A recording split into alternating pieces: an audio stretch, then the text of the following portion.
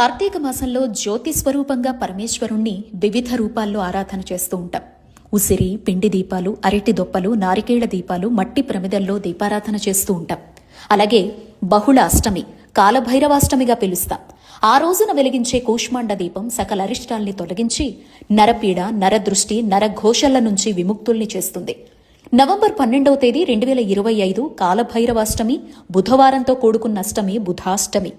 ఒక చిన్న బూడిద గుమ్మడికాయని తెచ్చుకొని బాగా కడుక్కొని ఇలా మధ్యలో కోసి గుజ్జును బయటకు తీసివేసి నూనె వడ్డించుకునేంత అనువుగా మార్చుకొని కింద యూజంత్రో పేపర్ గాని అరిటాకు గాని వేసి దానిపై కళ్ళుప్పును వేసి దానిపైన ఈ గుమ్మడికాయను కొలువు తీర్చుకొని మధ్యలో నువ్వుల నూనెను వేసి 2 వత్తులు ఒక వత్తిగా గాని 3 వత్తులు ఒక వత్తిగా గాని వేసి దీపారాధన చేసుకోవాలి.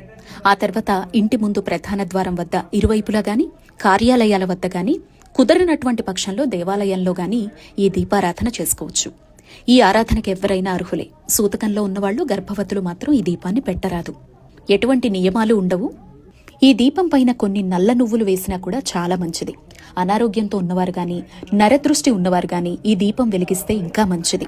గుమ్మడిని కూష్మాండగా, అమ్మవారి రూపంగా మాత్రమే కాదు, సైంటిఫికల్ గా కూడా ఇంటి ముందు కడితే నెగటివిటీ తీసుకుంటుందని, ఆహారంగా తీసుకుంటే ఒంట్లో ఉండేటువంటి చెడును బయటకు తీస్తుందని నమ్ముతాం. సాక్షాత్ పరమశివుని మరొక అవతారం కాలభైరవుడికి అత్యంత ప్రీతిపాత్రమైన కార్తీక మాసం బహుళ అష్టమి నాడు ఈ దీపాన్ని వెలిగిస్తే సకల దరిద్రాలు మాయమైపోతాయి. అవకాశం లేకపోతేనే దేవాలయంలో వెలిగించండి.